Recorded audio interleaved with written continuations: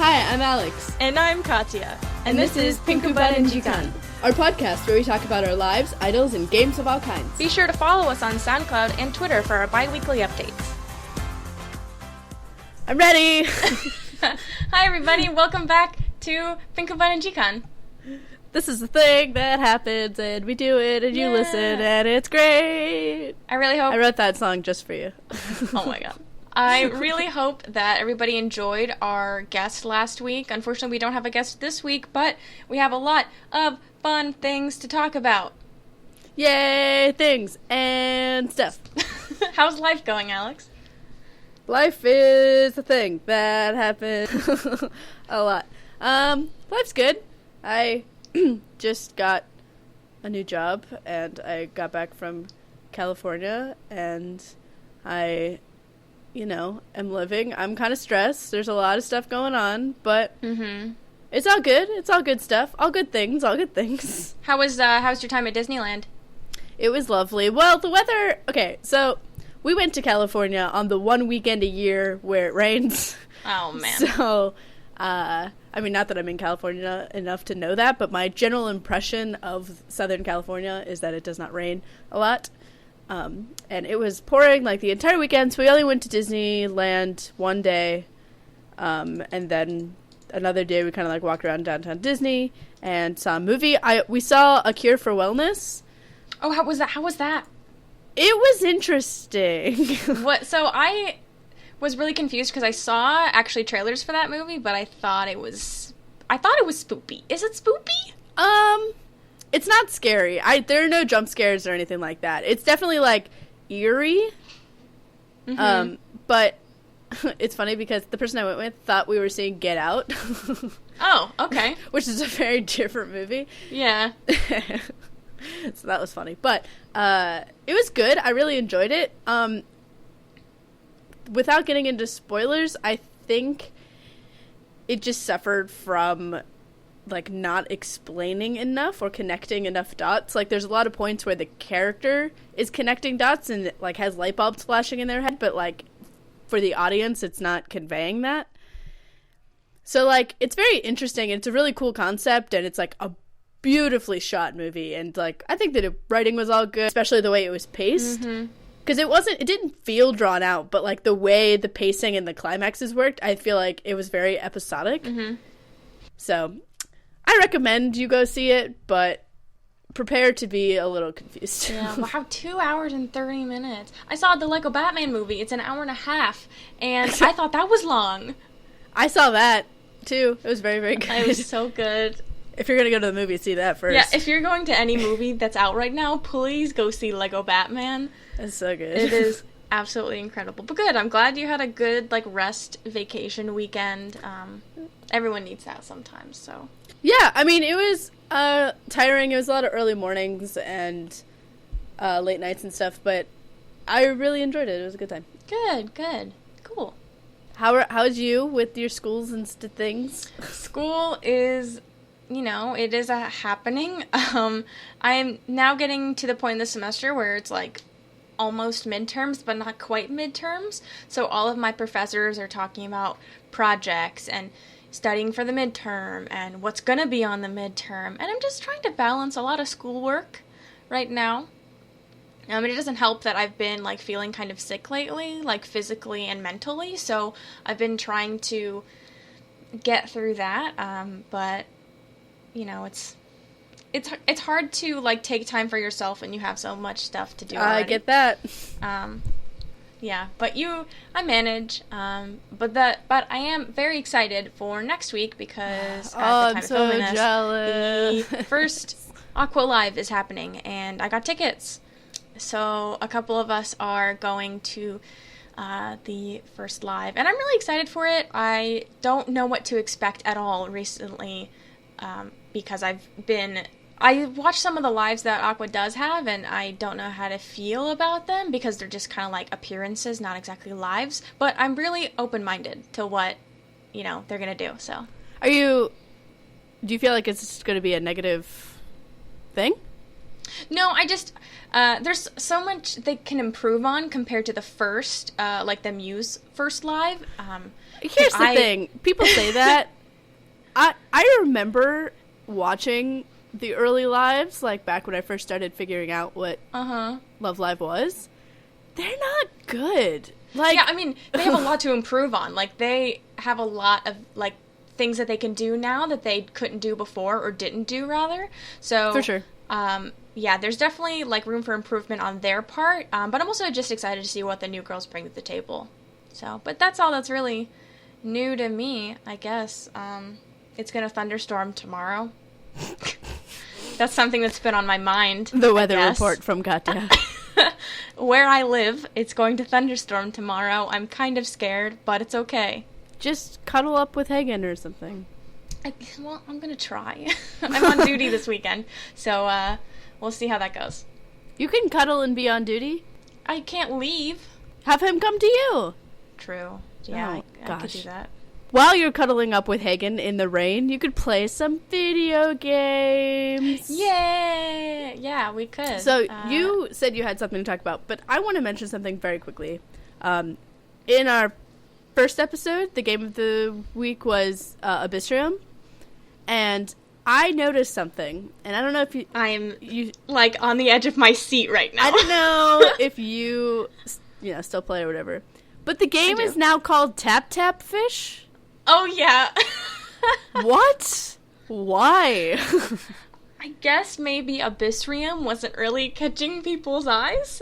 But, I mean, I feel like Tap Tap Fish is a really good way to describe the game. I guess it's a good way to describe the game, but it's just so dumb. I like, looked at my phone and I was like, what the hell is this? Like, you're not wrong?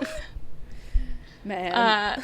Yeah, I did notice that, too. But now the icon is pink, so... There you go. That's nice. Because they did some Valentine's Day thing. But yeah, that's all I had to say. The gaming stuff I did want to briefly touch on. First of all, Mass Effect Andromeda is coming out March 23rd, I think. And I'm super duper excited for it. They have been releasing gameplay footage and different like looks at voice actors and like behind the scenes stuff. So I'm really excited that the game is getting a lot of publicity, and they're doing a lot of actual like behind the scenes stuff before the game comes out, because I don't know, it just makes me so excited. As a person who never played Mass Effect, yeah. I think BioWare is, taking a different approach to Mass Effect than they have in the past, and it's the same with Dragon Age. Yeah. But Dragon Age Inquisition, they're doing very similar things where they're having like a big open world, but with like a plot line. Interesting. Which is somewhat overwhelming to casual players, because they're kind of like, wow, I have this big world, like I don't exactly know what to do because it's not laid out for me. I mean, personally, I like it, but they're doing that with the new Mass Effect. The same kind of style. So I'm interested to see where it's going to go, because I know that there was some criticism about it and how they might overcome some of the challenges from that type of game. So yeah, I know, like I never played any of the Dragon Age games either. I did play Inquisition briefly, but I did feel very overwhelmed, even though I love open world games, but the way it was presented just was very overwhelming, and it felt like a chore list of quests that I had to get through. Yeah, no, I feel that. It is one of my favorite games ever, but I did not enjoy being in... The completionist inside of me was like, wow, I'm going to be in the hinterlands for the rest of my life. Yeah, basically. That's kind of where I was. And I was like, I can't do this anymore. This is too much. Aside from Mass Effect, though, I did want to bring up something really interesting that came up that I saw in a couple articles I was reading. So, this is going to sound like really cliche that I'm bringing up Blizzard, but I am, because, so a lot of people have been talking lately about how much content Blizzard has been pushing into their games. Yeah. So, like, Heroes of the Storm got, several, of course they're following like a monthly schedule with releasing new heroes, and Overwatch is getting patched every 2 weeks, and they're doing a whole bunch of promotion for World of Warcraft and Hearthstone, and they just announced a whole bunch of stuff. And so people are kind of on both sides of the line here, and some people are like, I love it when game companies push out new content and, change the games and refresh the games and give patches and DLCs all the time. And then there are some people who are like, I want normalcy and I want, a standard. So I wanted to see how you felt about it. Like, if you had a game that you really enjoyed playing, would you prefer that it stay, like, really static?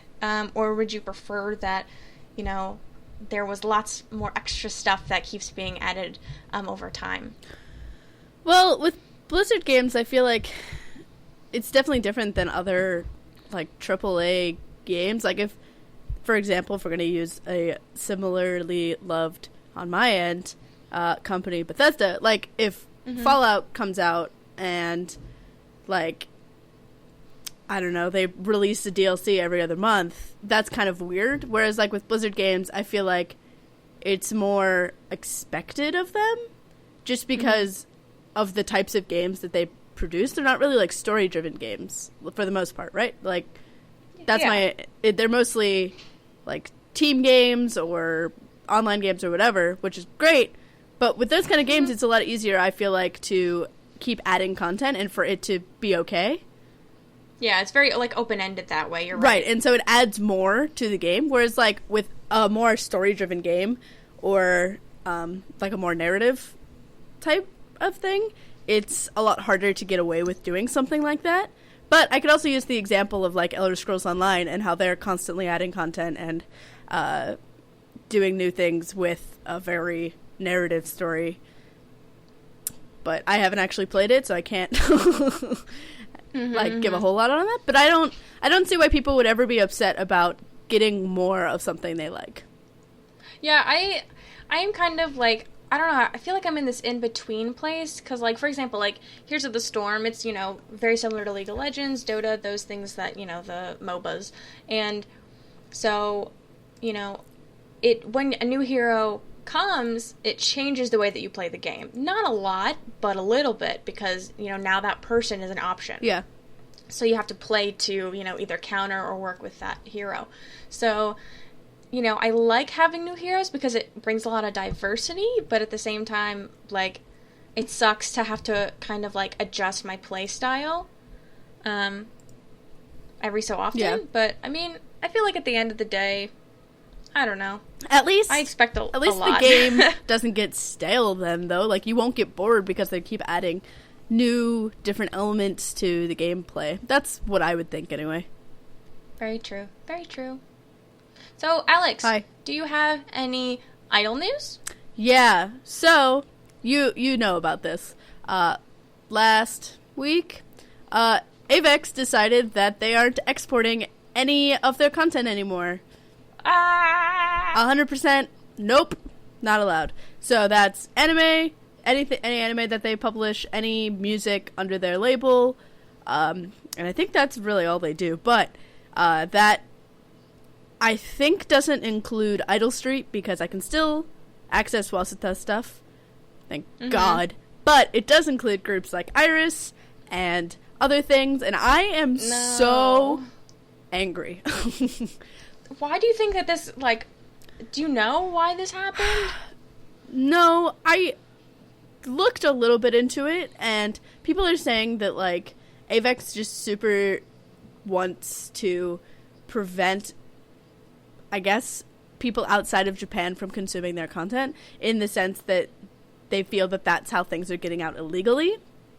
And I just, like, can't understand their thought process at all, because there are ways to prevent piracy without, like, forcing people to not be able to access your content. And especially, like, being able to buy CDs and anime things off of, like, CD Japan. Like, a lot of people's orders got canceled because they suddenly decided to do this, and they just couldn't get that stuff anymore. And it's like, that's just giving you money. That's just handing you and throwing you money and growing your fandom. I don't understand. I just can't fathom how this is a good business decision on any level, really. Yeah, it definitely sucks, because I guess from a consumer standpoint, being an international fan, it makes everything more difficult. So they're basically, cutting off part of their audience. Yeah. Which, granted, they may not, care a whole lot about, but, I mean, to us it matters. To us it matters, So, I mean, and it makes it, like, if they just don't care about having a foreign audience, fine. But, like, for example, like, Wasita, their English name is the world standard, and their whole concept is, like, being worldly, and they, like, each are learning, like, a different language, and that's, like, the whole thing. And they want to be able to go to foreign countries and perform and stuff. And so it's, like, really counterintuitive that, again, I don't think Idol Street, who is technically under AVEX, is affected by it, but it's, like, you're still under that company, and you're promoting two very different ideals here. But I saw from a lot of anime people, I mean, I don't know anything about it, but, this affects anybody who wants, like, Yuri on Ice stuff. There are other anime that AVEX does. It's just, like, so frustrating. I'm so frustrated because, like, I mean, I used to be a hardcore AKB48 fan, and I still love them a lot, obviously. I mean, we're going to talk about that later. But it's so much harder to be a foreign AKB fan when you can't watch any of their stuff online. You just can't. Like, unless you're going with shady sites that have a million pop-ups and run super, super slow, like Vimeo and whatever. It's like, can confirm. It's really difficult to be a foreign AKB fan anymore. And it's like, there was a golden time where it worked out really well. Like, at the beginning it was hard, in the middle it was easy, and now it's like, well, like, I just can't keep up on anything. The first time... You'll never win. The first time I heard High Tension was when I listened to it on the CD. I hadn't heard it before. Whoa. Yeah, I was like, meh, I can't be bothered. It's too much out of my way. It's not accessible to me, and if they aren't putting the effort in, honestly, to, like, cater to foreign fans, then it's just like, fine, okay, well, I'll go give my money to somebody else who does want me to consume their content. Like, I understand that as Japanese idols, like, they're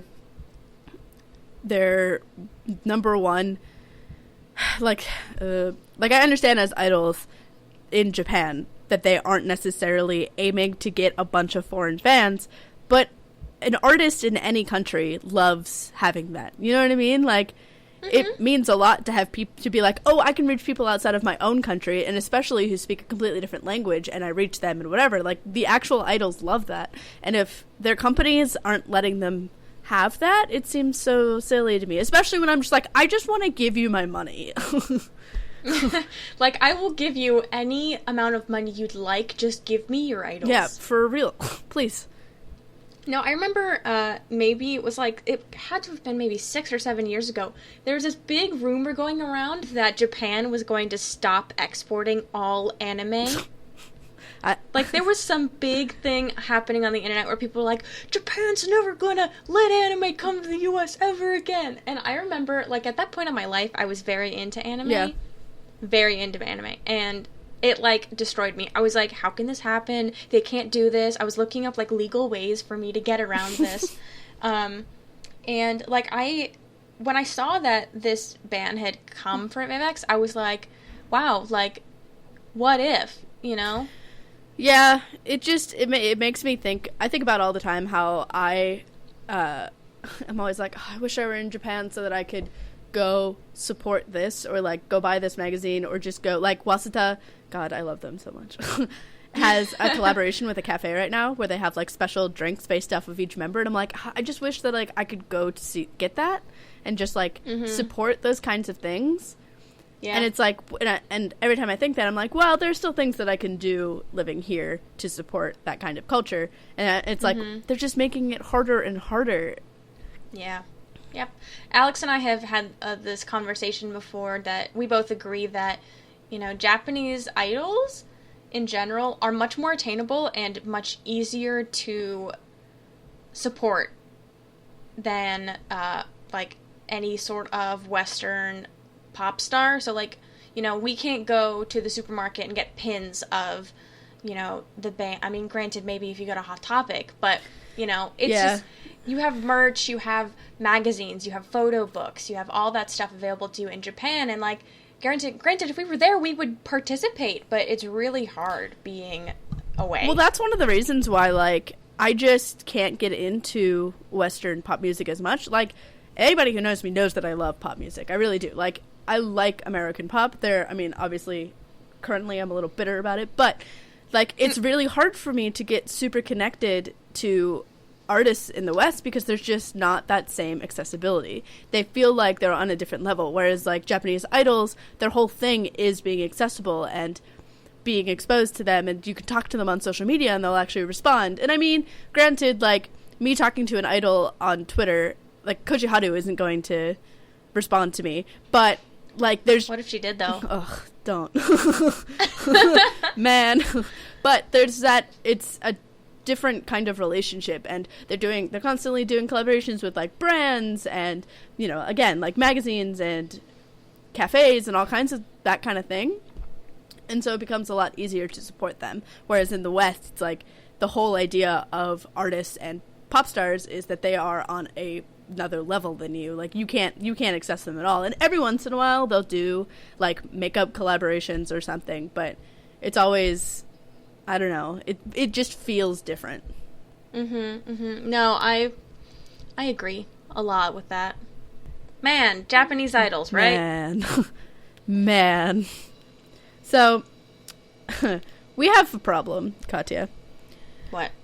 We are too invested in Perfume. You heard it here. You heard it here first. I messaged Katya, like, the other day and was like, you know, I feel like we talk about Perfume so much. We should just dedicate time to talking to them every week, so that way, talking about them every week, so that way we can still talk about general idol stuff and express our love for Perfume. Yep, man. When I got that message, I was like, it was also very late, but I was like, heck yeah, I'll do that. I'm in. So, I guess this is the first session of that. First, let's just cry over how great Perfume is, shall we? You still need to come up with bread puns for the titles of all You know, these. I know. I thought of, like, slice of perfume. But that's all I got. Bread puns are hard. Or True. Sandwich puns. I don't know. I gotta brainstorm. I'm bad at this. The most pressing thing Perfume related recently is Tokyo Girl. Yeah. It's so good. So, as of recording this, Tokyo Girl came out last Tuesday, right? Yeah, the music video went up whenever, because we talked about it in the last podcast, so we kind of briefly touched on how great that is. But since then, they have done a live stream, which I don't know if you watched it. Mm-hmm. Yeah, I watched it, where they did Tokyo Girl and what was it? Chocolate Disco, I think. Which they do in, like, literally every single thing that they've ever done. God, I love it. It's just like, why? Like, but I mean, I like this song and I get it, but damn. But it was super cute, and I'm probably going to learn the dance. Although, I have seen several covers of it, and everybody is pitching the song up so that they don't get hit for copyright, which is unexpected. I felt like, I guess I wouldn't do it because Perfume doesn't get hit with copyright as much, but then I did remember that this song is affiliated with the drama, so maybe there's, like, some copyright stuff there.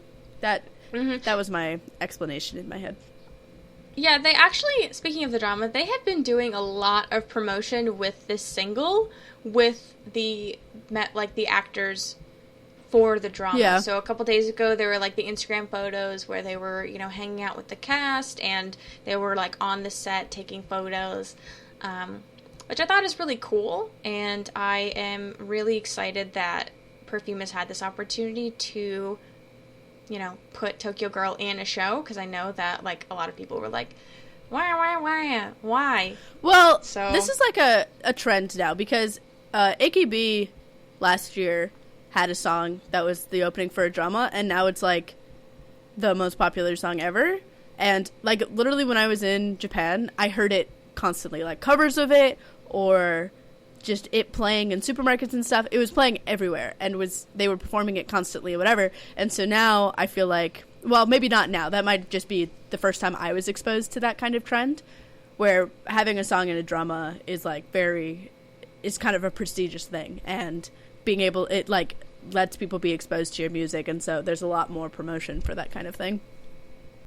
I was gonna say, I'm sure that Tokyo Girl is playing literally everywhere, because I've seen a lot of vocal covers of it on YouTube, like from people that aren't necessarily like known for being Perfume fans. I've seen a lot of dance covers of it, similar thing, and it's like, yes, everybody love Perfume, do it. Yeah, Alex and I had this really strange moment late last week where we found this blog that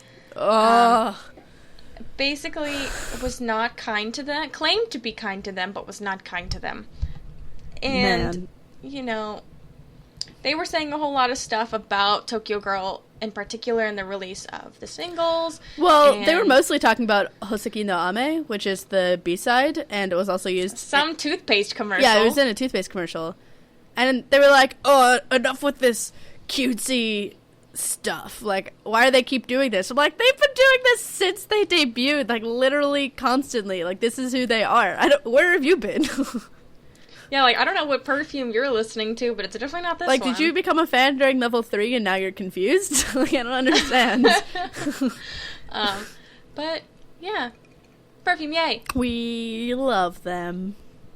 So, along with idol stuff, and because Alex and I had struggled to come up with a, like, large topic, so we kind of wanted to expand all of our topics. Oh, man. But specific to this week in particular, in great idol news, was KojiMatsuri, which was a big festival of thanks for Kojima Haruna, the last generation 1 member of AKB48. She had her graduation concert festival this past weekend, and she graduates officially, I believe, from the theater on April 19th, which is her 29th birthday.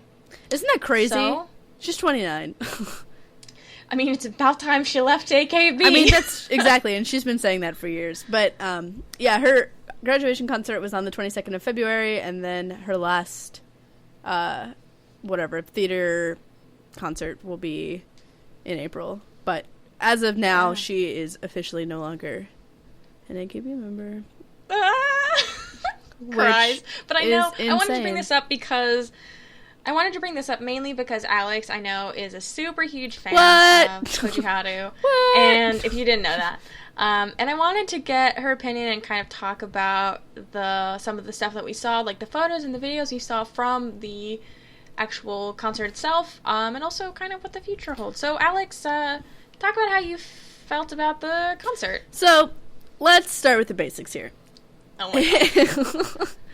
If you don't know kind of how this works, in idol culture, once you kind of hit a certain age or you feel like your time in the group is done, you will graduate, quote unquote, or just leave. And they will have like a big concert and ceremony and whatnot where they leave the group and kind of say their goodbyes and whatever. And in AKB, all of the top members have had like huge concerts, like just crazy things where they're like flying through the air or leaving on a boat. Like, it's crazy. And Koji Haru is kind of like known for kind of doing whatever the hell she wants to do and doesn't really care about like following strict rules or whatever. And I was gonna not bring this up until later, like kind of go through the concert as a whole, but like the last song that they sang was Heart Got a Virus, which I love that song so much. Mm-hmm. It is one of my favorite songs ever. So seeing that, I was like, yes. She flew on balloons, like in a hot air balloon type thing, across the arena, landed, and then left the arena. And the other members were like, oh, like, what, huh? Like, and she was like, oh, something's changed. Like, I'm going to go. And they're like, where are you going? She said, I'm going to go to Milan. Yep. And they were just like, what? And she just left the arena on a red carpet, got into a limo. Well, no. She left the arena and was like, I'm going to Milan now. Puts on a jacket that says, Grazie AKB48. Says, thank you, AKB48. Bye-bye. Gets in the limo. Yeah, she says, bye-bye. Gets in the limo and leaves. In the middle of the concert. I mean, it was the end, but she just leaves. And I, like, saw on her on her Instagram later, she actually went to Milan. Like, it wasn't just, like, a thing she said. And I remember watching the video, and, like, she's in the back of the limo, like, taking photos of herself. Yeah. And, like, doing all this stuff. I'm like, God damn it, Koji, It's just like, why are you so good? It's just, like, if she had to go out with a bang, because, like, her graduation has been kind of drawn out, and everybody's been kind of waiting for it, and she's jokingly said that she's going to graduate, and then didn't, and all this stuff. So to go out on that is just like, yeah, okay. You know what I would have paid a lot of money to see? The whole concert? The end, well, yes, but the end, like, right after she left, like, do you imagine the rest of the girls, like, on the stage, like, all right, what, is that the end? Is that the end of the set list? Is that it? Are we done now? Okay. But, like, I also think about, like, she didn't, I mean, not that we got to see, but she didn't get to say goodbye to anybody. Well, she probably did beforehand, yeah, but, or she didn't want to. There were a lot of photos beforehand, and it's like, it wasn't, so there was a few different sections where she had, like, emotional moments with people. She had the, like, where she talks with different members and, like, says goodbye and whatever, and then she had her final song, like, her graduation song. I think I saw a clip of her graduation song, because I haven't heard it. I didn't even know what the title of it was. I should have looked it up before we started, but I think I saw a clip of that, and then she also sang, what's it called? She sang Yuhi o Miteru ka, which she sang that in, like, the white graduation dress that most members wear when they graduate. And so I think that was, like, her moment. And then as, like, the closer of the show, they sang Heart's a Virus, and that's when she left. So it wasn't like she just didn't end the concert or whatever, but just A+ to AKB for putting that on. I know. It was incredible. Amazing. All of the Kami 7 came back, which were the 7 original, like, best members, I guess, because Kami is means, like, god or godly, so it's, like, the god tier 7 from the first generation of AKB, and so it was Achan, Takamina, Tomochin, Mayuyu, who's still in AKB, but was also there, Mariko, and then Kojiharu. And oh my god, I was so emotional. I feel like I should have seen that coming, but I didn't, and it just gave me all of the emotions in the world. And they sang a few different songs. They sang the first AKB song, Skirt Hirari or Hikari or something like that. Yeah. And a few other things, and, like, Yuko, I forgot Yuko and Kojiharu sang a song together, and Achan and Kojiharu sang a song together. Takamina MC'd, like, 3 times. Yeah, she did. Speaking of MCing, well, okay, wait, hold on. I'm going all over the place. But, so whenever they sang, all in those, like, red dresses, I think you know which ones I'm talking about? Yeah. And then when they all left, and Mayu was by herself on the stage, because she's the last Kami 7 member left, because she's still in AKB, and I saw a very small clip of that, and I was just like, oh my god, the symbolism is killing me. Yeah. You know, I actually, out of everything in that concert, I think I most enjoyed Kojiharu's cat dress. Oh my god. Yes.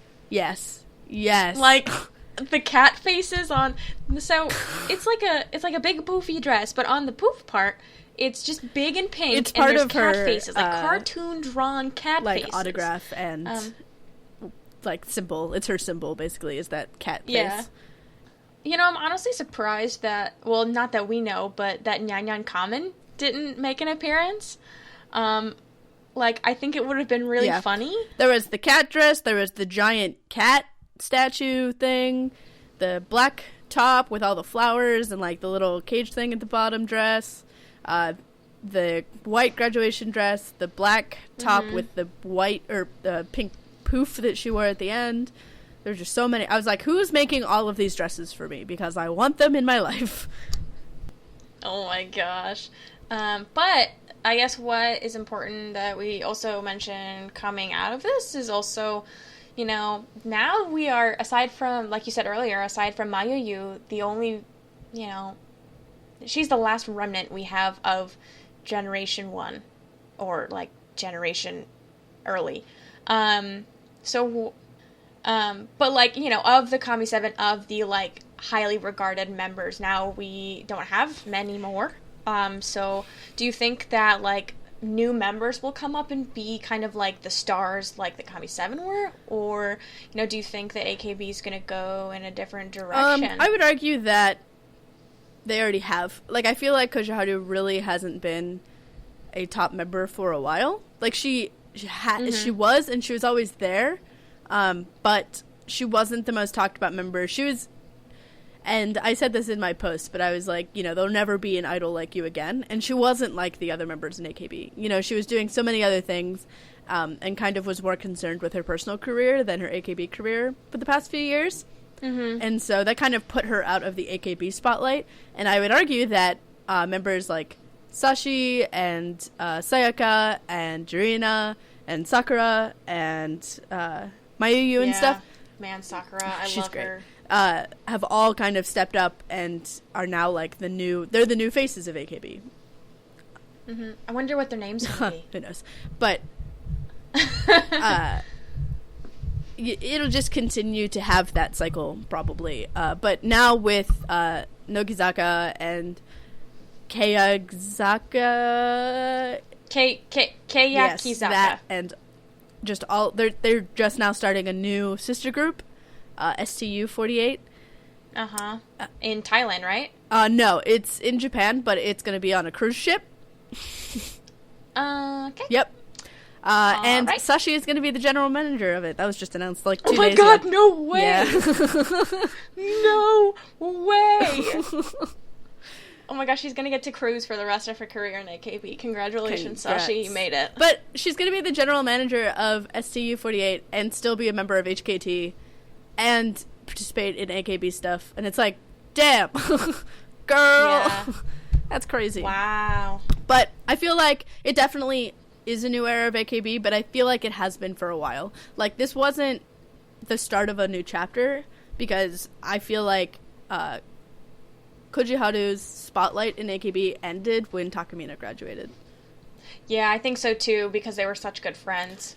Yeah, and I think people just kind of associated them with each other. And even now, like, I hate to say it, but I feel like Yukiden is kind of taking the same position where she's very popular and is definitely still one of the big faces of AKB, but she's starting to, like, fade back a little. And yeah, I think her and Michan are going through the same kind of thing. Yeah. Where they were, like, all in that, like, kind of circle of people. And now that Takamina especially is gone, but also now Kojiharu, like, they're kind of like, nah. Yeah. It's cool. Like, soon their graduation is going to get drawn out, and it's going to be kind of, like, I don't want to say a joke, but, like, lighthearted, like Kojiharu's was. Yeah, it's going to be like, oh, well, she's gone now. When are you guys going to graduate? Because I'm not sure that it's, like, I'm not convinced that it's their choice. Like, I think that it has a lot to do with the management and how they are promoting certain girls over others. And they're just like, well, this is the new era and the new face of AKB. And even those faces are starting to become a little, I don't want to say stale, but I feel like they'll probably soon be, like, promoting new members as centers and whatnot. Just so people don't get bored with looking at the same thing all the time, which is dumb, but that's how they work. Yeah, I'm excited for kind of where AKB is going to go, but I do hope that, the management does something. Yeah, I'm excited to see how they develop and what's going to happen, but it's definitely true that I'm not going to follow them as closely, not because Kojiharu graduated, but just because I'm still going to go to the AKB Cafe whenever I'm in Japan. I'm still going to, like, support members and think that they're cute. I'm still going to listen to the singles, but it's definitely not going to be on the same level where I'm, like, a hardcore AKB fan or anything like that. But before we get away from the KojiMatsuri stuff, I want to point out that a few weeks ago we talked about how Morning Musume and AKB48 had a collaboration and how it's sad that Kojiharu wasn't involved because she originally wanted to be a Morning Musume member. And then I, from the like original Morning Musume lineup, well, not the original, but like, you know, whenever they were popular, came back and sung with her, and I lost it. You sent me that clip, and I was like, oh my god. Because Ai Takahashi is like god tier idol to everybody who's an Idol fan. Like, even if you weren't a Morning Musume fan, you're like, she's incredible. She's so really talented. Great. She was like the most amazing idol ever. And whenever she was in Morning Musume was probably when Koji Haru was a fan. And so, like, seeing them sing together, I was like, this is amazing. Yeah, this is the greatest thing ever. And apparently I, did some emceeing as well, which is why whenever you said that Takamina did a lot of emceeing, I was like, also. Yeah, no, I'm really glad that Koji Haru got that opportunity finally. Yeah, and, like, I watched it, and I was like, God, I hope they're friends, you know? I hope you get coffee later. So precious, man. Yay, idols. So, before we head into our Idol Song of the Week, we're going to do our free-to-play Game of the Week stuff. Yay! Woo! I admittedly did not play the game last week because, one, I was really, really busy and out of town, and two, I don't know what my computer is doing recently. Yeah, Alex's computer has been having some issues, but it's okay. I hope at least some people got to download Drop Alive and play that. And if you haven't done that, go ahead and do it. If you have a rainy day, it's a good game about water. So, it'll help. But, I have been selected again to do the free-to-play game of the week. I have actually been storing this song, or not this song. I have actually been storing this game, in the back of my mind for free-to-play game of the week for, like, 2 weeks now. And are you ready for this, Alex? Yes. Alex, I don't think you're ready. But the free-to-play game of the week this week is Disco Zoo. Okay. So, Disco Zoo is made by a company called Nimblebit. It's an app game for, I believe it's for iPhone. I think it's on Android too. You might want to double check me on that. I'm pretty certain it is. But Nimblebit is a really great company. They also make Pocket Planes, Tiny Tower. I love Tiny Tower. That game was my everything. But they are the same people that make those games. But basically, Disco Zoo is a really cool, kind of like challenging zoo game where you are a zookeeper, you manage a zoo, and for all the animals you have, they generate coins like per minute, and you have to wake them up at certain points.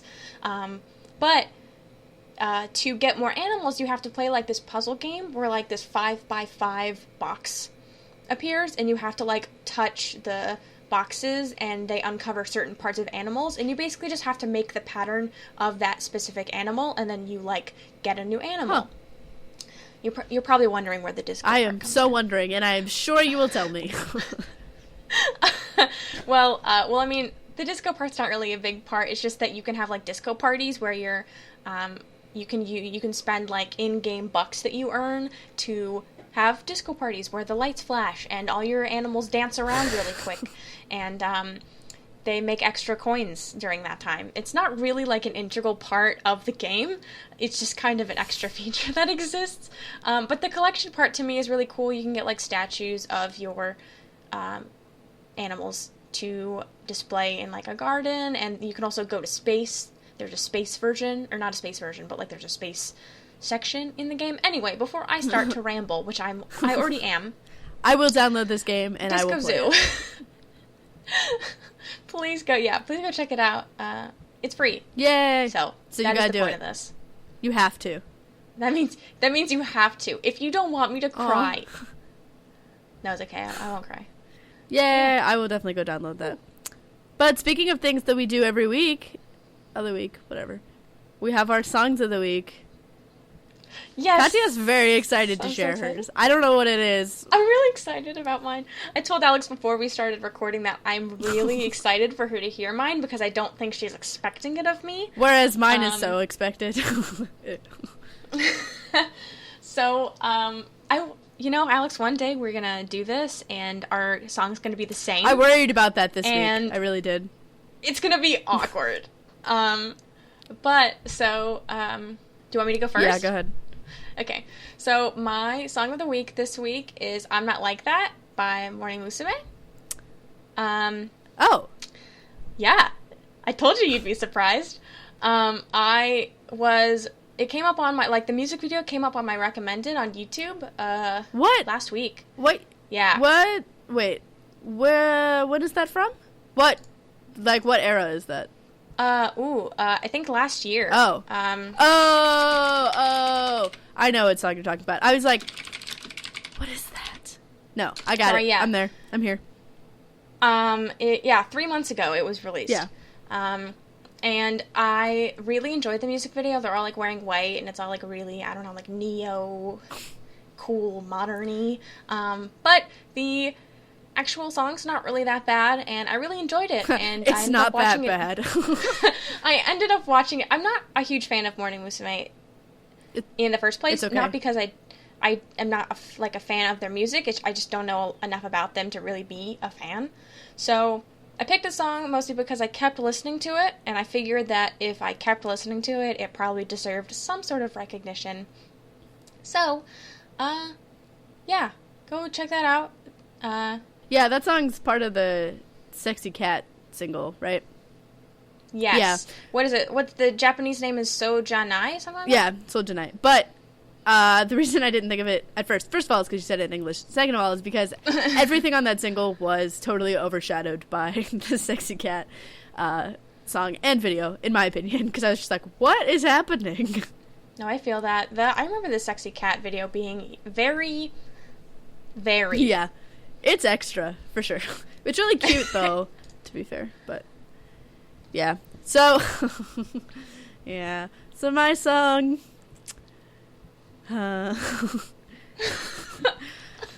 my song this week is Hoseki no Ame by Perfume. Yes! Yes!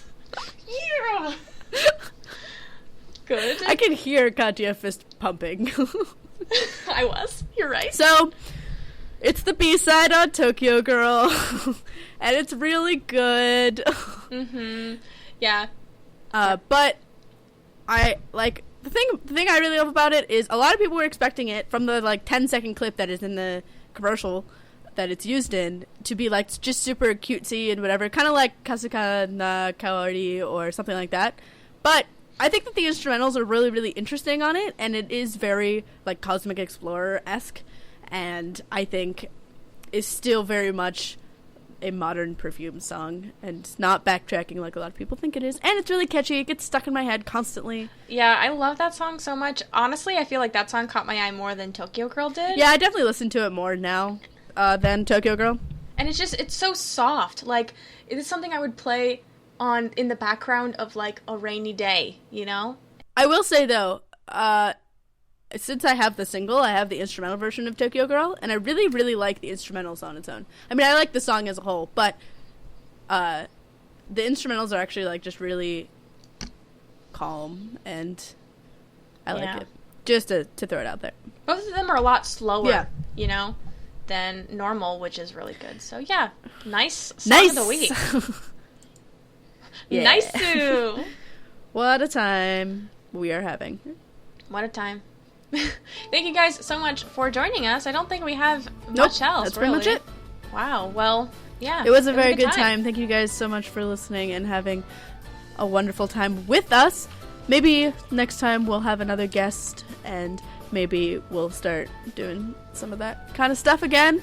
If you haven't go listen to that episode, go do it, because Kayla is amazing. Also, Kayla's song won the poll by a long shot. She killed both of our songs from last week, and you know what? Unsurprisingly. Yeah. But go check out Disco Zoo. It's on the Apple Store. I don't know if it's on Android or not, but I think it should be, probably. Go check it out. Disco Zoo. Free to play game of the week. Both of our songs, Sojanai and Hoseki no Ame, and be sure to be ready to tell us which one you like more. This week I have the advantage because I picked the Perfumes. I was joking with Katya that The only reason she kept winning is because she picked Perfume songs. I once. Anyway, thank you guys so much for tuning in. We hope you have a fantastic week. And we'll see you next time. Bye-bye. Bye.